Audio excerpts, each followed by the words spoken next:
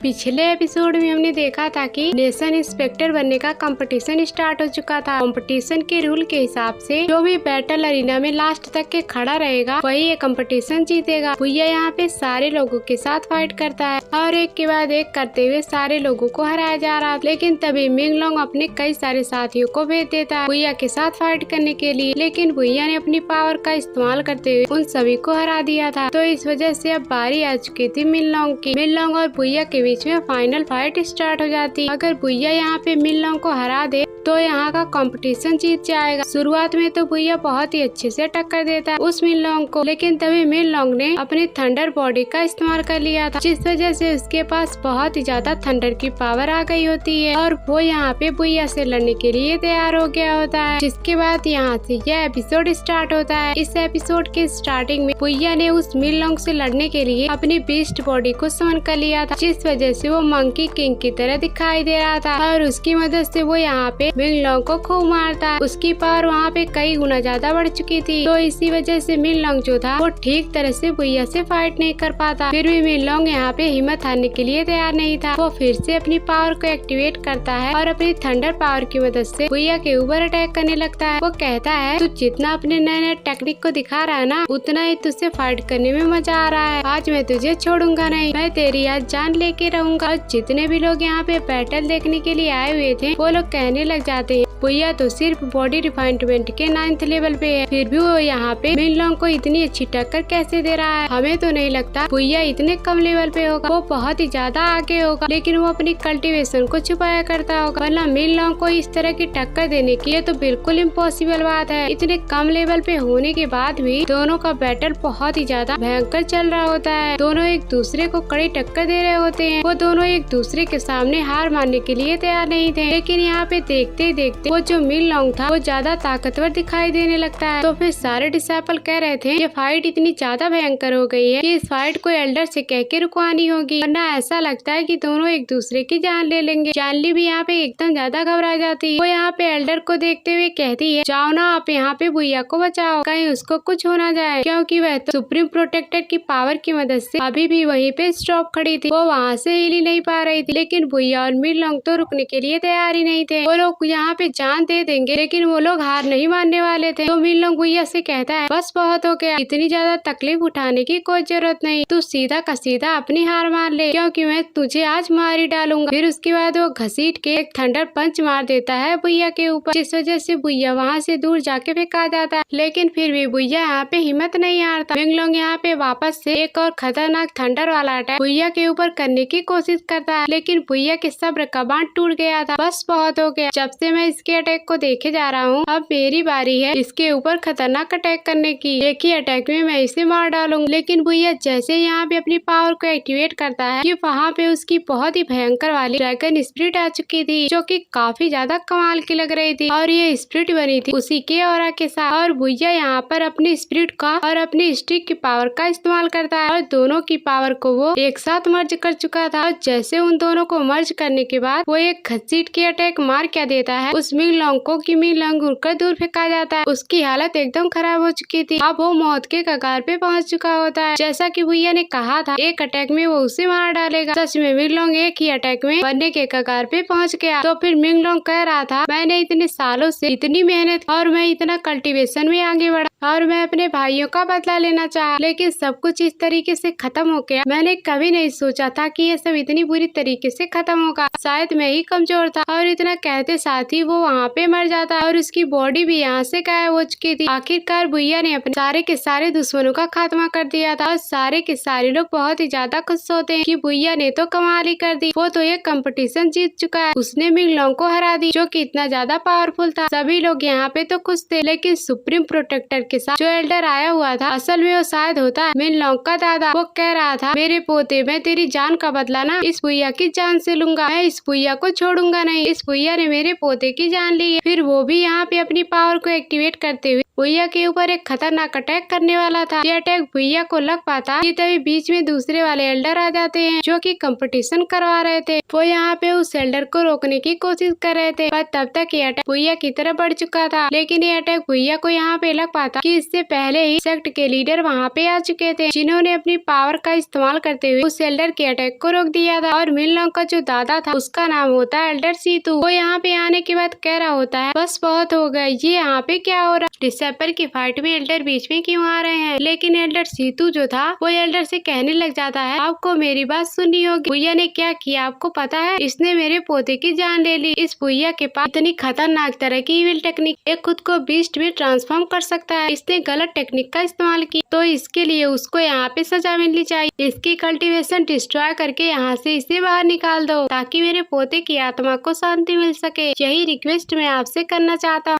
तो लीडर जो था वो यहाँ पे सुप्रीम प्रोटेक्टर से कहता है तुम बताओ तुम भी यही सोचती हो कि भुइया को यहाँ पे जान से मार दिया जाए। तो सुप्रीम प्रोटेक्टर कहती है देखिए भुइया एक बहुत ही खतरनाक डीमन है और किसी को नहीं पता था कि उसके पास इस तरह की टेक्निक होगी, वो खुद को किसी बीस्ट में ट्रांसफॉर्म कर सकता है। यह टेक्निक बहुत ही ज्यादा खतरनाक है। अगर आगे चल के इसने इसी टेक्निक का इस्तेमाल किया तो क्या पता कि आगे चलकर ये हमारे किसी एल्डर को उसके ऊपर हमला करके उसकी जान ले ले। तो अगर ऐसे इंसान को पहले ही मार दिया जाए तो आगे के लिए हमें आसानी हो जाएगी, तो आगे चल के हमारे ऊपर खतरा नहीं बनेगा। मैं भी वही बोल दूंगी कि भुइया को जान से मार दिया जाए। तो लीडर यहाँ पे भुइया से कह रहा था भुइया तुम्हें पता है ना ये लोग तुम्हारे बारे में क्या कह रहे हैं, ये लोग तुम्हें मारना चाहते हैं, क्या तुम्हारे ऊपर लगा हुआ सही है। तो फिर भुइया कहता है इन लोगों का कहना तो सही है लेकिन बताने का तरीका गलत है। मैंने जिस भी टेक्निक का इस्तेमाल किया इस मिनलोंग की वजह से किया, जबकि इसने खुद शुरुआत में इसी फॉरबिडन टेक्निक का इस्तेमाल करते हुए उस पे अटैक करने की कोशिश कर रहा था। मैंने तो सिर्फ उसका जवाब दिया, ना कि कोई गलती की। पर फिर भी आप जो मुझे सजा देना चाहते हैं मैं उसे लेने के लिए तैयार हूँ। तो फिर लीडर कहता है अरे यार तुम इतना घबरा क्यों रहे हो, तुमने एक शैतान को मारा जो कि असल में मिनलोंग था। उसको मारने के बाद तो लोगों को खुश होना चाहिए, तुम यहाँ पे खुश होने की बजाय उदास हो रहे हो, ये तो बहुत ही अच्छी बात है। और इसी खुशी को और ज्यादा बढ़ाने के लिए आज से ही मैं तुम्हें अपना खास डिसेबल बनाता हूँ। तुम किसी मास्टर के डिसेबल नहीं बल्कि मेरे डिसेबल बनोगे। और ये सुन भुइया की खुशी 4 गुना हो जाती। वो ये सुन के एकदम हैरान रह चुका था एल्डर ने मुझे ये क्या ऑफर दे दिया। वो तुरंत उनके सामने झुकते हुए कहता है मास्टर आपका डिसेबल आपको रिस्पेक्ट पेश करता है, मेरी रिस्पेक्ट एक्सेप्ट कीजिए। भुइया को तो यहाँ पे मजा ही आ गया कि एल्डर ने उसे अपना खास डिसेबल बना लिया। ये चीज देख कर वो जो सुप्रीम प्रोटेक्टर और एल्डर सीतू था वहाँ से भागने लग जाते कि कहीं लीडर उनके ऊपर ही ना बरसने लगे। तो लीडर उनसे कहता है कहाँ भाग रहे हो, वहीं रुक जा, मैंने तुमसे कहा यहाँ से जाने के लिए, तुम लोग जा क्यों रहे हो। एल्डर सीतू मुझे तुमसे कुछ खास काम है और तुमसे कुछ बात करनी है। क्या तुम्हें पता है माउंटेन के अंदर जो कई सारे बीस्ट बहुत ही ज्यादा भड़के हुए थे, इसकी जानकारी निकालने के लिए मैंने यानली को भेजा हुआ था। मुझे उसकी इन्फॉर्मेशन मिली है कि आखिरकार उस बीस्ट के साथ हुआ क्या था। आपको पता है इसका मेन मास्टरमाइंड कौन था? एल्डर सीतू वो तुम ही थे। ये सुनकर सीतू घबरा जाता है। तो एल्डर सीतू वहाँ पे कहने लगता है नहीं एल्डर मेरी इसमें कोई गलती नहीं है और आपको जो खबर मिली है कोई मुझे फंसाने की कोशिश कर रहा होगा। मैं तो शरीफ एल्डर हूँ, मैं तो लोगों का भला ही सोचता हूँ, तो मैं ऐसी हरकत कैसे कर सकता हूँ। आपको एक बार फिर से सोचना चाहिए, मैं निर्दोष हूँ, मुझे माफ कर दीजिए। तभी वहाँ पे मास्टर मुंह जो था वो एंट्री मार लेता है। वो भुइया से कहता है भुइया लगता है मैंने आने में थोड़ी सी देरी कर, तुम्हारी कमाल की पावर तो मैं देख ही नहीं पाया, क्या कमाल का बैटल लड़ा तुमने। तो इसके बाद मास्टर भुइया को बॉटल दिखाता, जो बॉटल असल में भुइया को मिली बीस्ट से फाइट करने के दौरान। और मास्टर मुंह जो था वो यहाँ पे सारे के सारे लोगों को बताना शुरू कर देता कि आप लोगों को पता है कि इस बॉटल के अंदर क्या है। इस बॉटल के अंदर एक ऐसी दवा है जिसकी मदद से अगर किसी बीस्ट को दवा दे दी जाए ना तो बीस्ट पागल हो जाएगा और ऐसा पागल होगा वो अपने सामने किसी को भी नहीं देखेगा और वो सबकी जान ले लेगा। और माउंटेन के ऊपर जितने भी बीस्ट भड़के हुए थे वो लोगों की जान ले रहे थे ना, जो कि आगे चलकर हमारे सेक्ट के लिए भी खतरा बन सकते थे। उनको इन्हीं दवा की वजह से भड़काया गया था ताकि वो सभी पर हमला कर सके। और आप लोगों को पता है ये दवा मुझे बहुत सारी मिली और कहाँ मिली है, एल्डर सीतू के घर पर। मैं तब से इसी चीज की जानकारी निकाल रहा कि आखिरकार इन सब के पीछे था कौन। तो ये चीज कंफर्म हो गई कि एल्डर सीतू ने ही उन बीस्ट को भड़काया ताकि आगे चलकर वो बीस्ट हमारे सेक्ट के ऊपर हमला कर दे, जिस वजह से कई सारे लोगों की जान जा सकती है। एल्डर सीतू का कुछ बड़ा ही प्लान था उस बीस्ट के साथ, तो इसी वजह से उसके घर में इतनी ज्यादा दवाइयाँ मिली। तो लीडर वहाँ पे एल्डर सीतू से कहता है क्यों क्या हुआ, अब और भी कुछ कहना बाकी या फिर सजा देने की तैयारी शुरू की जाए। तो यहाँ पे जो सुप्रीम प्रोटेक्टर थी वो यहाँ पे लीडर से कह रही थी, देखिए लीडर, किसी के कहने से ना कोई बात सच नहीं हो जाती। क्या पता मास्टर वो जो है वो झूठ कह रहा हो सकता है उसी ने दवा वगैरह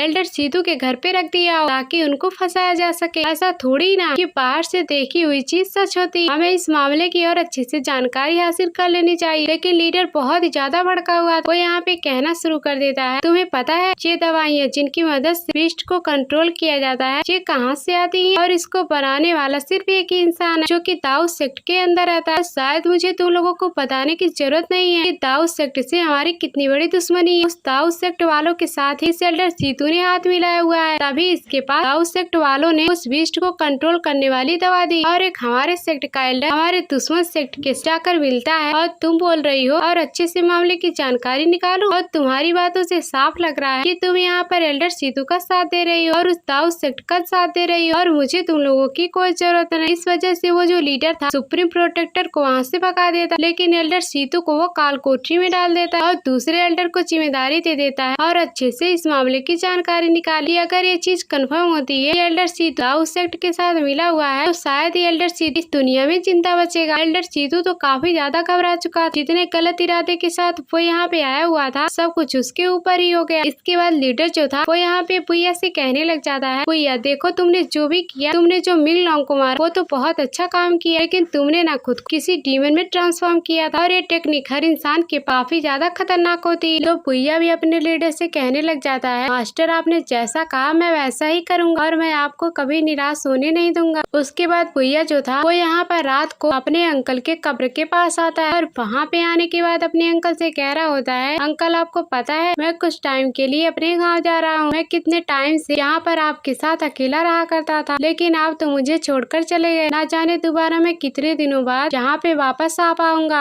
मुझे आपकी बहुत ही ज्यादा याद आती। मैं तो आपको साथ तो नहीं ले जा सकता, लेकिन उम्मीद है आप हमेशा मेरे सपनों में आकर मेरा हौसला बढ़ाने की कोशिश करेंगे और अगर आपका साथ हो तो मैं हर चीज में कामयाबी हासिल कर सकता हूँ। इसके बाद भैया वहाँ पे कुछ टाइम और गुजारता है और सुबह होते ही वो अपने गांव के लिए जा चुका था, जो कि असल में डोंग के यवान किंगडम है। भैया वहीं पे पला बढ़ा था बचपन में, वो अपने गांव की तरफ जा रहा था। तो फिर यहाँ पे मिलन जो होती है वो यहाँ पे भैया से कहती है, भैया तुम यहाँ से कैसे जा रहे हो? तुमने तो अपने अंकल को ठीक से गुड बाय भी नहीं कहा। तो भैया कहता है, नहीं, गुड बाय कहने से ना और भी ज्यादा इमोशंस आ से जाते। ऐसा थोड़ी ना है कि मैं इनसे दोबारा मिलने नहीं आऊंगा, मैं फिर आऊंगा ना तो फिर इनको गुड बाय क्यों कहूँ? भैया जैसे ही वहाँ से जा रहा था कि वहाँ पे यानली और मास्टर मुंह दोनों वहाँ पे आकर पहुँच जाते हैं और यानली के पास किसी तरह का एक था जो कि भैया को देते हुए कहती है, इसको अपने पास रखो, उम्मीद है कि ये चीज तुम्हारे सफर में काम आएंगी। तुम हमारे गॉड सेक्ट के डिसाइपल बनकर जा रहे हो, कुछ न कुछ तो तुम्हारे पास होना ही चाहिए। ये मेरी तरफ से तुम्हारे लिए गिफ्ट था। और मास्टर मुंह यहाँ पे भैया से कहने लग जाते हैं, देख ब्रो, मैं तो चाहता था कि मैं तेरे को थोड़े से पैसे दे दूं जो कि तेरे सफर में काम आएंगे, लेकिन मैं क्या कर सकता हूँ, मैंने तो अपनी सारी की सारी सेविंग्स तो लड़कियों के ऊपर उड़ा चुका हूँ। मेरी जेब पूरी तरीके से खाली, मुझे प्लीज माफ कर देना, मैं तुम्हें 1 रुपया भी नहीं दे सकता। तो फिर भैया कहता है, अरे नहीं यार, ऐसी कोई बात नहीं, तुमने पहले ही मेरी काफी ज्यादा हेल्प की है, तुमने जितनी मेरी हेल्प की वो ही मेरे लिए बहुत है। भैया जैसे ही वहाँ से जाने वाला था कि तभी मैंक वहाँ पे पहुँच जाती, जो कि किसी बैग में भरकर बहुत ही सारा सामान लेकर आई हुई। वो यहाँ पर भैया के पास आते हुए कहती है, भैया ये लो, इसके अंदर बहुत ही सारे स्पिरिचुअल फ्रूट्स हैं जो कि हम दोनों बाजार में खरीदने गए थे, मैंने तो पूरा दुकान ही खरीद लिया, जाओ इसको रास्ते में खाते रहना और थोड़े बहुत अपने बंदी को भी दे देना, उसका भी पेट भर जाएगा और उसकी भी थोड़ी पावर बढ़ जाएगी। ये सुनकर जानली भी बहुत उदास हो जाती है कि भैया की एक बंदी हुई और ऐसा लग रहा था जानली भैया को पसंद करने लगी थी और भैया की कोई पहले से बंदी, ये सुनकर उसको बुरा लग गया। तो फिर भैया मैंग से कहता है, अरे यार तुम ये क्या कह रही हो, मेरी कौन सी बंदी आ गई? वो तो मेरी बहन है जिसके बारे में मैं तुम्हें बता रहा था। तुम्हें क्या लगता है मैं मास्टर मुंह जैसा ठरकी बंदा हूँ जो कि लड़कियों के साथ घूमता रहूंगा और लड़कियों पे खर्चे करूंगा? मैं वैसा इंसान बिल्कुल भी नहीं हूँ, मैं तो बहुत ही शरीफ आदमी हूँ। और ये बात सुनकर जो वहाँ पे जितने भी लोग खड़े थे सभी लोग हंसने लग जाते हैं। जानली भी खुश हो चुकी थी, चलो जो मैंने गलतफहमी पाल रखी थी वैसा कुछ था नहीं। जैसे भैया वहाँ से जा ही रहा था तो मास्टर मुंह जो होता वो उससे कहता, रुक जाओ, एक छोटा सा गिफ्ट मेरे पास है तुम्हारे लिए, तुम्हें वहाँ पर अपनी पावर इस्तेमाल करते हुए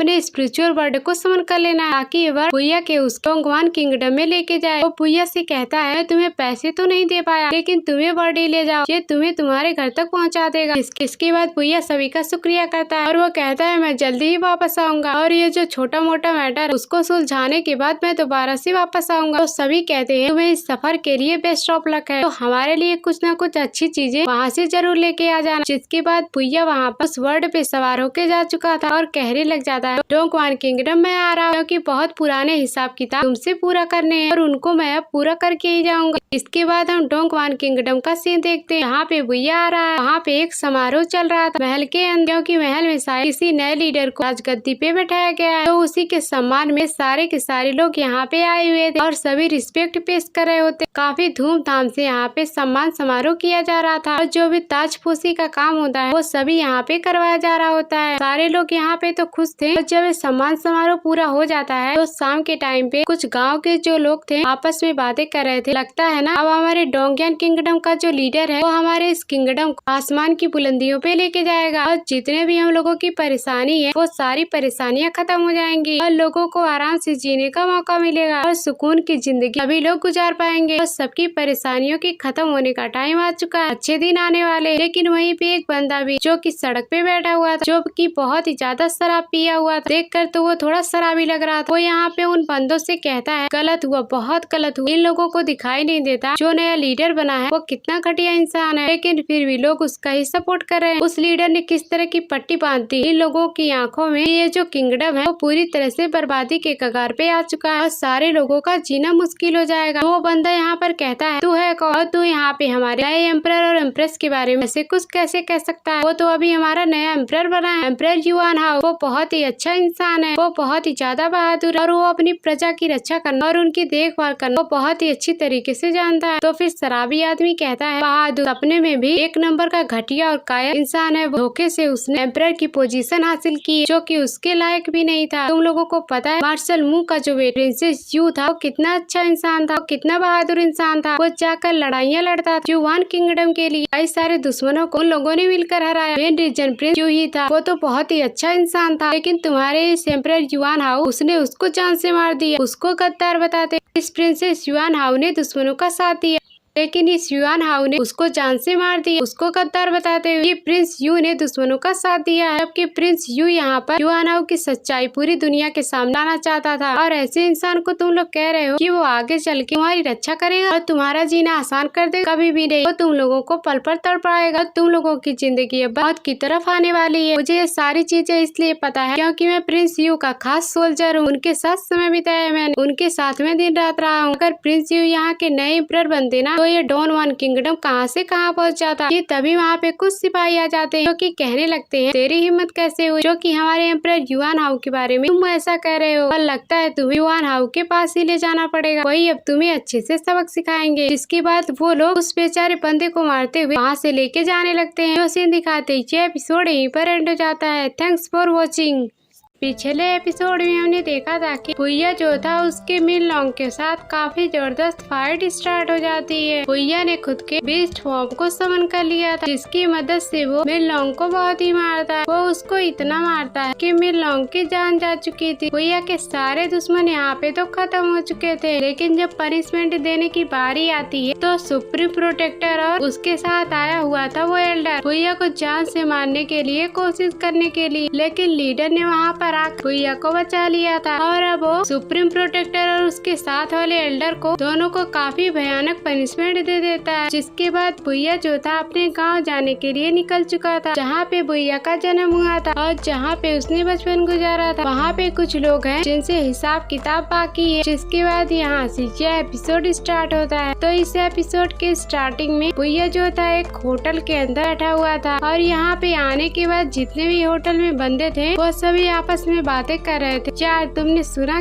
हमारे जो नए एम्परर है युआन हाउ उनका छोटा भाई जिसका नाम चैन है वो आज ही आया है और ऐसा कहा जाता है वो बहुत ही ज्यादा पावरफुल है और उसकी पावर का अंदाजा नहीं लगाया जा सकता। एम्परर युआन हाउ से ज्यादा स्ट्रॉन्ग है। तो अब ये नहीं समझ में आ रहा है कि इस सेक्ट के अंदर चलेगी किसकी, युआन हाउ की चलेगी या फिर उसके छोटे भाई, क्योंकि छोटा भाई ज्यादा पावरफुल, ज्यादा तो उसकी चलनी चाहिए। तो वहीं पे बैठा बैठा भुइया जो था वो सारी की सारी बातें यहाँ सुन रहा था। वो वहाँ पे मास्क लगाए हुए था तो उसको कोई भी पहचान नहीं पाता, इसलिए बड़े आराम से भैया यहाँ पे चाय पीते हुए ऐसे रख कहाँ से जा चुका था। तो वहीं हम महल का सीन देखते हैं जहाँ पे अभी भी समारोह चल रहा था, क्योंकि नया नया एम्परर जो बना था युआन हाउ, तो उसके लिए समारोह का आयोजन किया गया। बहुत ही सारे लोग आए हुए थे जहाँ पर उस युआन हाउ को रिस्पेक्ट पेश कर रहे थे, लेकिन युआन हाउ को देख के लगता है ये तो लीडर बनने के लायक ही नहीं, एकदम भद्दा सा मोटू सा बंदा होता है। वो एक नंबर का डरपोक इंसान जो कि छोटी छोटी बात से डर जा रहा था, और इस तरह के घटिया इंसान जहाँ का नया लीडर बना दिया गया। तो इससे साफ साफ पता चल रहा कि ये धोखे से यहाँ का लीडर बना। वो कहता है मैंने सुना है किसी ने यहाँ पे मेरी बेइज्जती, मेरे बारे में बहुत ही बुरा भला कहा, तो उसको घसीट के लाओ मेरे सामने, मैं भी तो देखूं वो मेरे सामने मेरे को बुरा भला कह सकता है या फिर नहीं। मेरा समारोह आज उसने खराब करने की कोशिश की तो मैं उसको छोड़ूंगा नहीं। मैं तो यहाँ पे अच्छा खासा समारोह चला रहा और वो कहाँ से उठ के आ गया। तो इसलिए सोल्जर्स तो उसी शराबी आदमी को पकड़ के लाते जिसको हमने लास्ट एपिसोड के एंड में देखा। युआन हाउ यहाँ पे शराबी से कहने लग जाता है पता तू क्या बोल रहा था मेरे बारे में, बहुत बेइज्जती कर रहा था ना मेरी, मैं वही बातें तेरे मुँह से फिर से सुनना चाहता हूँ, और अगर तेरे पास हिम्मत है तो बोल के दिखा। तो वो शराबी जो था वो पूरे गुस्से के साथ युआन हाउ से कहने लगता है तुमने होली लाइटनिंग टावर बना, जिसको बनाने में तुमने हमारे महल के जो कि लोगों की कमाई थी, जो कि मेहनत की कमाई थी, सबको तुमने ऐसे ही लुटा दी। तो उसी की वजह से तुमने लोगों को उनकी मेहनत के कमाई के बदले में पैसे भी नहीं दिए, इसका हिसाब कौन देगा। और ये सारे लोग जो भूखे मर रहे हैं ये सब तुम्हारी वजह से है। तुमने प्रिंसेस जीसा को भी यहाँ से भगा दी जो कि बहुत अच्छी इंसान थी। तुमने बिना मतलब के हजारों सोल्जर्स को जहाँ से दूसरी जगह पे लड़ने के लिए भेज दिया, और क्या हुआ नतीजा, सब के सब सोल्जर्स की जान चली गई। तुमने ज्यादा पावरफुल लोगों के सामने कमजोर सोल्जर को भेजा ताकि तुम अपने सोल्जर्स को मरता हुआ देख सको, इसका हिसाब कौन देगा, कौन सोल्जर्स की आत्मा को शांति दिलाएगा। ये सब तुम्हारी वजह से हुआ। तुम तो एम्परर बनने के लायक भी नहीं हो, तुम खटिया मोटे और भद्दे से इंसान। क्या कभी तुम हमारे डोंगियन किंगडम के लोगों के सामने अपनी शक्ल दिखा पाओगे? किस मुंह से जाओगे उनके सामने? जो लोग मर गए उनकी आत्मा को कभी मरने के बाद देख पाओगे? उसके एंसेस्टर को क्या जवाब दो? नहीं है ना कोई जवाब तुम्हारे। तुमने सब खत्म कर दिया, तुमने इतने मासूम लोगों की जान ले ली, तुमने सबके पैसे लूट ली खुद एम्परर बनने के लिए। तुम चाहे मेरी जान क्यों ना ले लो, तब भी मैं यहाँ पे आखिरी दम तक कहता रहूंगा तुम झूठे और मक्का और गद्दार लोग। जो सुनकर युआन हाउ जो था वो काफी ज्यादा भड़क जाता है। वो कहता है तेरी हिम्मत कैसे हुई वो भी मेरे सामने इस तरह से बात करने की। वो अपने सोल्जर्स से कहता है सोल्जर्स इसका सर धड़ से अलग कर दो। इस वजह से जितने भी सोल्जर है वो सभी यहाँ पे शराबी को मारने के लिए कोशिश करते हैं, लेकिन वो उसे मार क्या पाते कि उससे पहले वहाँ चैन आ चुका जो कि युआन हाउ का छोटा भाई था, और यही काफी ज्यादा पावरफुल है। वो यहाँ पे आने के बाद शराबी की जान को बचा लेता। युआन हाउ जो था वो अपने छोटे भाई को देखकर कहता है अरे मेरे छोटे भाई इमोर्टल कल्टीवेट, तुम यहाँ पे इसको क्यों बचा रहे हो? तुम्हें पता है ना इसने मेरे बारे में कितना बुरा भला कहा, और तुम सबके बारे में इसने बुरा भला कहा है। ऐसे इंसान को जिंदा रहकर कोई फायदा नहीं है, इसको तो मर जाना चाहिए। लेकिन जो चैन था यहाँ पे कहने लग जाता है नहीं रुक जाओ, आज खुशी का माहौल है, इतने अच्छे से समारोह किया गया तुम्हारे नए एम्परर बनने की खुशी में, तो क्या तुम सच में चाहते हो किसी अरे गहरे इंसान की वजह से तुम्हारी ये खुशी मिट्टी में मिल जाए और मातम बन जाए? इस खुशी के मौके मॉर्टल और इमोर्टल दोनों साथ में मिलकर खुशियाँ मना रहे हैं, तो ऐसे इंसान को मार तुम अपनी बेइज्जती मत कर। और ये सुनकर वहाँ पे जितने भी लोग खड़े थे वो सभी कहने लग जाते देखा कितना अच्छा इंसान है ये चैन, सच में बहुत ही ज्यादा पावरफुल कल्टीवेटर, ये लोगों के बारे में इतना सोचता है, मॉर्टल और इमोर्टल्स के बारे में दोनों इसके लिए एक समान है। और सभी लोग यहाँ पे उस चैन की तारीफें करना शुरू कर देते, लेकिन वो जो शराबी था वो यहाँ पे युआन हाउ से कहने लग जाता है तेरा जो सपोर्ट है ना चैन, जिसकी वजह से तू इतना ज्यादा उछल रहा है, अगर ये नहीं होता ना तो तू कब का यहाँ पे बन गया होता, हम सब मिलकर ही तुझे मार देते। हम चैन की वजह से रुक जाते हैं कि उसके पास पावर काफी ज्यादा। युआन हाउ अपने भाई से कहने लग जाता है देखा इसको ये कितनी गंदी जुबान से बोल रहा है, ये सिर्फ बोलता रहता है, इसने तो तुम्हारी भी बेइज्जती कर दी, और ऐसे इसकी बेइज्जती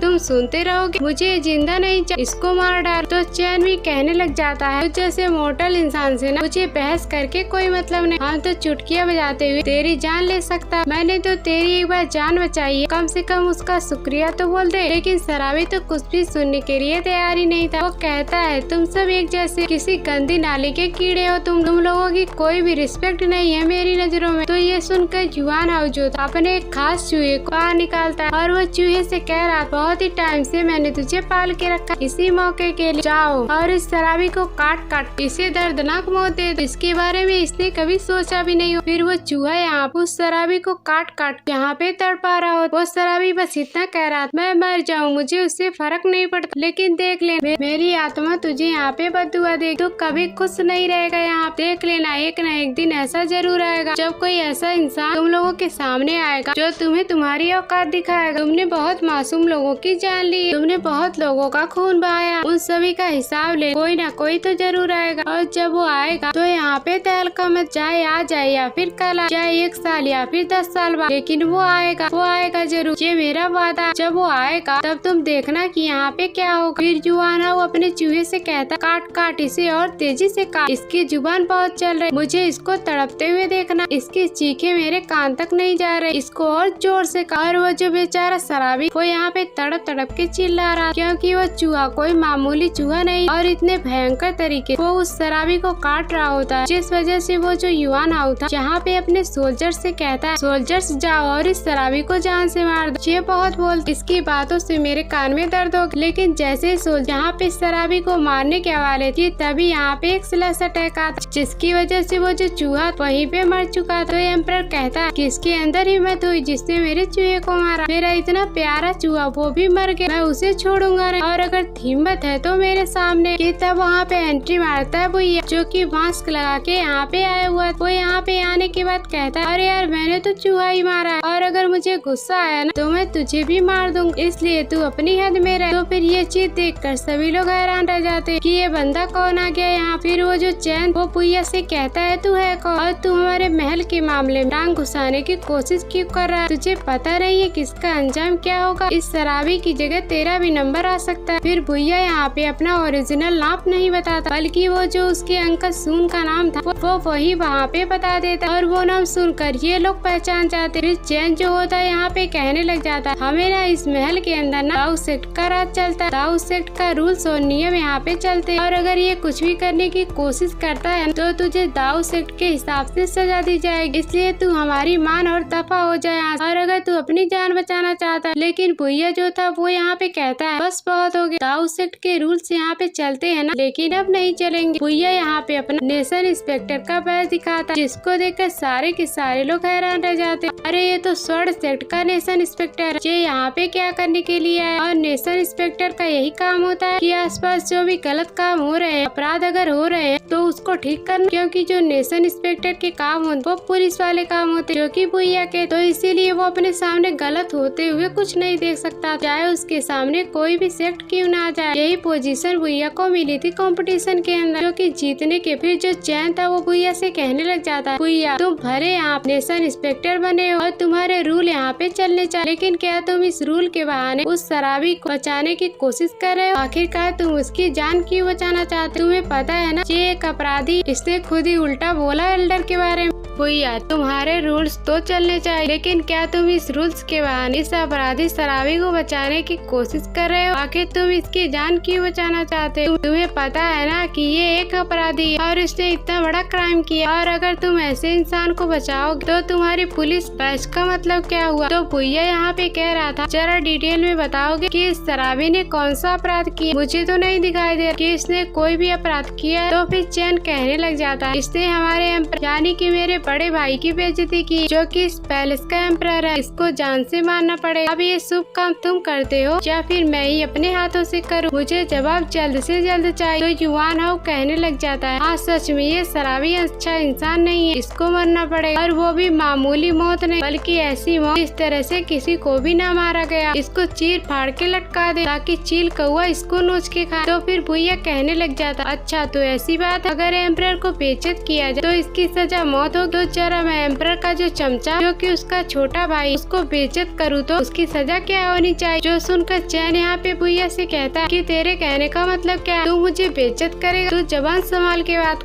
तू जानता है कि मैं कौन हूँ, और अगर तूने हाथ भी लगाया ना तो इसका मतलब साफ कि तू दाऊ सेठ से दुश्मनी ले रहा। दाऊ सेठ तुझे जिंदा नहीं छोड़े, वो तुझे जिंदा क्या छोड़े, उससे पहले मैं ही तेरा गेम बजा दूंगा, इसलिए तू मेरे बारे में कुछ भी मत कर। भैया तो सुनने के लिए तैयार ही नहीं था। वो एक के बाद एक करते उस चैन की बेइज्जती करते जा रहा कि तू चमचा है, तू किसी भी काम का नहीं, बस यहाँ पे ढोंग रह जाता है, वो भी अपनी पावर जो कि किसी काम की नहीं है। फिर ये सुनकर जो चैन था उसके दिमाग में आग लग जाती, वो अपनी पावर को एक्टिवेट करने लग जाता है और वो भैया से कहता है जरा मैं भी तो देखूं कि मेरे सामने ये मामूली स्टेशन इंस्पेक्टर टिक पाता है या फिर नहीं टिक पाता। वो अपनी पावर का इस्तेमाल करते हुए भैया के साथ फाइट करने के लिए जा चुका था। दोनों के बीच में काफी जबरदस्त फाइट होती, लेकिन भैया एक से बढ़ के एक अटैक उस चैन के ऊपर किए जा रहा। चैन यहाँ पे भैया से कहने लग जाता है तेरी अटैक देख के लगता है तेरी कल्टीवेशन लेवल बॉडी रिफाइनमेंट के 9th लेवल पे, और तू इतने कम लेवल पे होने के बाद मुझसे लड़ने के लिए आया, तू सीधा सीधा अपनी मौत को दावत दे रहा है, मैं तुझे बहुत मारूं। तो फिर भैया कहने लग जाता है वो तो टाइम ही बताया कि कौन जीतेगा और कौन हारेगा। फिर चैन जो था वो यहाँ पे किसी तरह के फॉर्मेशन बनाने के बाद भैया के ऊपर अटैक करना शुरू कर देता है, और फिर भैया ने अपने ड्रैगन स्पिरिट को बाहर निकाल लिया, और उसके बाद वो दोनों एक दूसरे के फाइट करना शुरू कर देते। ये फाइट काफी ज्यादा कमाल की लग रही, लेकिन भैया जो था उसकी जो ड्रैगन स्पिरिट थी वो बहुत ही ज्यादा कमाल की होती। फाइट होता हुआ देख वो जो एम्परर था वो तो एकदम घबरा चुका, वो तो छुपने की जगह ढूंढ रहा था। अगर मैं छुप जाऊँ तो मेरी जान बच जाएगी, वैसे भी मेरे पास पावर नहीं और मेरा छोटा भाई इस भैया को संभाल लेगा। लेकिन भैया यहाँ पे सुनने के लिए तैयार ही नहीं था। वो अपनी पावर को और भी ज्यादा इंक्रीज करना शुरू कर देता, जिस वजह से उसकी जो ड्रैगन स्पिरिट थी वो सीधा का सीधा अटैक देकर मारती उस चैन को, जिस वजह से चैन की हालत खराब हो जाती और वो खून की उल्टियाँ करने लग गया। तो फिर भैया उससे कहता है तू तो बड़ी बड़ी बातें करता, लेकिन तेरे पास उतनी पावर है ना, तू इतना पावरफुल है नहीं कि तू इस पूरे सेक्ट के इस महल के अंदर तेरा राज चले। तो युवान जो था वो अपने भाई से कहने लग जाता है भाई जल्दी से इधर आके छुप जा, ये बंदा पागल तुझे मार डाले, और इसलिए अगर हम छिप जाते तो उसी में हमारा फायदा। लेकिन जो चैन था वो यहाँ पे कहने लग जाता है बचपन से आज तक किसी ने हिम्मत नहीं करी मुझे चोट लगा मेरे अंदर से खून निकालने, पर आज पहली बार मेरा खून निकला है, वो भी भैया तेरी वजह से। मैं तुझे नहीं छोड़ूंगा, मैं तुझे बहुत ही बुरी मौत मारूंगा, मैं तुझे खून से नहला दूंगा। इसके बाद वो अपनी पावर को दोबारा से एक्टिवेट करते हुए भैया के साथ फाइट करने के लिए इसके बाद वो बहुत ही भयंकर वाला अटैक रेडी कर लेता है। इस वजह से उसके अंदर सिर्फ ऑरा का बॉन्डर निकल रहा था, लेकिन वो अटैक जहाँ भैया के ऊपर वो कर क्या पाता कि इससे पहले वहाँ पे कोई दूसरा बंदा पहुँच जाता है, और अभी जो आया था उसका नाम था हाउती। असल में ये है दाऊ सेक्ट का लीडर, जिस सेक्ट का ये चैन। तो हाउतिया ने यहाँ पे आने के बाद जुआन हाउस से कह रहा होता है कि तू फिर यहाँ पे अपनी मनमानी करने लग, मैंने ही तो कितनी ज्यादा मेहनत करके तुम्हें यहाँ पे लीडर की पोजीशन दिलवाई है, और अगर तुम यहाँ पे नहीं सुधरे तो मैं तुम्हें इस लीडर की पोजीशन से निकाल भी दूंगा। तो युवान भी कहने लग जाता है लीडर प्लीज आप मुझे माफ कर दीजिए, मुझसे बहुत बड़ी गलती हो, आगे से मैं ऐसी कोई हरकत नहीं करूँगा, और जो आप कहेंगे ना मैं वही करूँगा, मैं आपके खिलाफ कैसे जा सकता। हाउतिया ने यहाँ पे चैन से कहने लग जाता है चैन तुम्हें तुम्हारी गलती पता है, मैं तुम्हें यहाँ पे सजा देने के लिए आया हूँ। तुमने अपनी पावर का इस्तेमाल करते हुए उसका ध्वज जमाते हुए कमजोरों को नीचा दिखाने की कोशिश की। क्यों तुम यहाँ पे फाइट कर रहे, तुम्हें फाइट नहीं करना चाहिए, मैंने तुम्हें कहा था किसी से भी फाइट करने के लिए। फिर हाउतिया ने यहाँ पे भैया से कहने लग जाता है देखो भैया मुझे माफ कर देना, ये तो मेरा डिसिपल है, लेकिन गलती तो इसी से हुई है, मेरी जिम्मेदारी इसको डिसिप्लिन सिखा, लेकिन मैं वो सिखा नहीं पाया, और मैं माफी के तौर पे तुम्हें छोटा सा गिफ्ट देना चाहता। फिर वो किसी तरह का बोतल भैया को दे देता है, और उसको देते हुए कहता है उम्मीद है तुम इसे लेने के बाद यहाँ पे ये सब वापस से भुला दोगे, और उसके बाद तुम चैन को माफ कर दोगे, और वो आगे से किसी से पंगा लेने के बारे में नहीं सोचेगा। तो फिर भैया गुस्से में कहता है अगर ऐसा इसने दोबारा करने की कोशिश की या फिर सोचा तो फिर बहुत ही बुरा हो। तो हाउतियान कहता है अगर इसने दोबारा से ऐसी हरकत करने के बारे में सोचा तो मैं इसे घसीटते हुए खुद ही तुम्हारे कदमों में लेके आऊंगा और तुम्हारे सामने लाके झुका दूंगा, तब तो तुम खुश हो जाओगे ना, और उसके बाद तुमको जो इसको सजा देना वो दे देना। और जितने भी लोग यहाँ पे खड़े थे वो लोग कहने लग जाते एल्डर हाउतियान तो है ही इतने ज्यादा कमाल कि उनके सामने किसी की भी नहीं चल, वो इंसाफ की बात बोलते। देखो उन्होंने यहाँ पे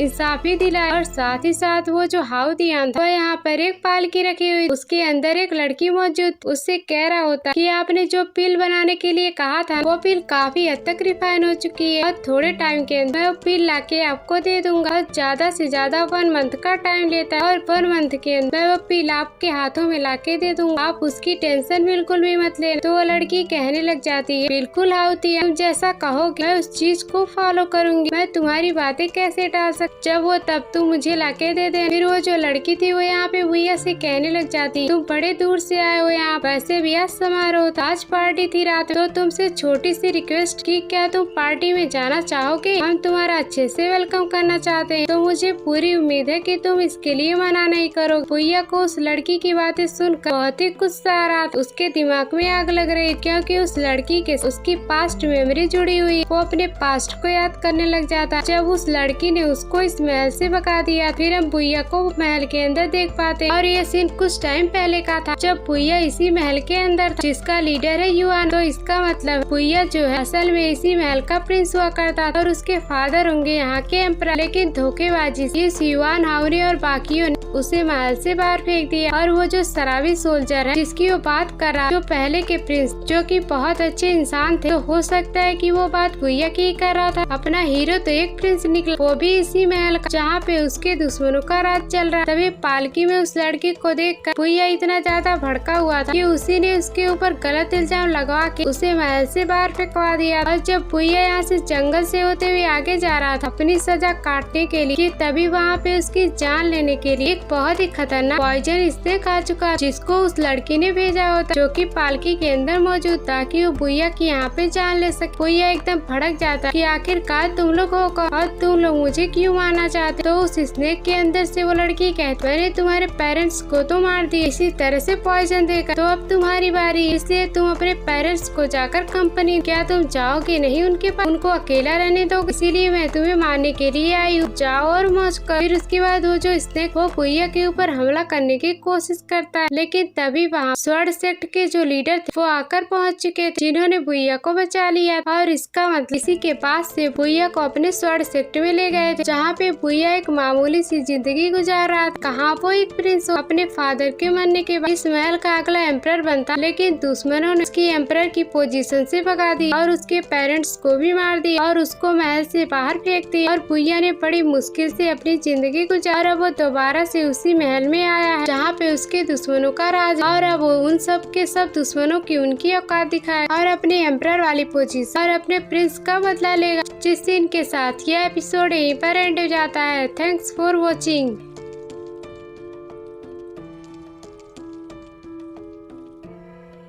तो हेलो दोस्तों, पिछले एपिसोड में हमने देखा था जो भैया था वो डॉन युआन किंगडम का प्रिंस था और उसके फादर यहाँ के एम्परर हुआ करते थे, लेकिन उसके फादर और मदर को मार कर इस युआन हाउ और बाकी यहाँ के दुश्मनों ने यहाँ पे कब्जा कर लिया और यहाँ से भैया को महल से बाहर निकाल दिया गया। और तब जाके उसको स्वर्ण सेक्ट वालों ने संभाला और उसको वहाँ पर रहने की जगह दी। और कई सालों की ट्रेनिंग के बाद स्वर्ण सेक्ट के अंदर भैया दोबारा से जहाँ पर अपने डोंगवान किंगडम में आया था, वो यहाँ पे आने के बाद वो अपनी पेरेंट्स की मौत का बदला लेने के लिए और जो एम्परर की पोजीशन है उसको मिलनी चाहिए ताकि वो उसको हासिल कर सके। और वो दुश्मनों की वाट लगाने के लिए यहाँ पे आया हुआ था और वो अपनी आइडेंटिटी छुपा के आया हुआ था ताकि बाद में वो दुश्मनों को आसानी से सबक सिखा सके। जिसके बाद यहाँ से ये एपिसोड स्टार्ट होता है। तो इस एपिसोड के स्टार्टिंग में वो जो पालकी के अंदर लड़की थी वो असल में एक क्वीन होती, जिसने भैया को ऑफर भी दिया था, आज शाम तुम यहाँ पे रुक सकते हो क्योंकि तुम हमारे एक मेहमान की तरह हो। तो भैया भी महल के अंदर रुका हुआ था जहाँ पे अच्छे से पार्टी रखी गई थी उस भैया के लिए और यहाँ पे अच्छा अच्छा खाना था और लड़कियाँ डांस कर रही थी। यहाँ पे माहौल एकदम परफेक्ट होता है और यहाँ पे युआन हाउ जो होता है वो भैया को यहाँ पे सबसे खास शराब ला के देता है जिसका नाम था मंकी वाइन। वो कहता है आपको पता है ये मंकी वाइन ना बहुत ही ज्यादा कमाल की होती है और इसके टेस्ट का अंदाजा भी नहीं लगाया जा सकता। लोग मरते हैं इस वाइन को पीने के लिए, तो आप हमारे मेहमान हैं तो मैं आपके लिए वाइन लेके आया हूँ। लेकिन भैया का जो बंदा था उस वाइन को पीते साथ ही उल्टी मार देता उस युआन के ऊपर। ये सबसे घटिया वाइन थी जो देखकर युआन को काफी ज्यादा गुस्सा आ गया कि आखिरकार इसकी हिम्मत कैसे हुई मेरी वाइन को घटिया बोलने के लिए। और वो अपने गार्ड से कहता है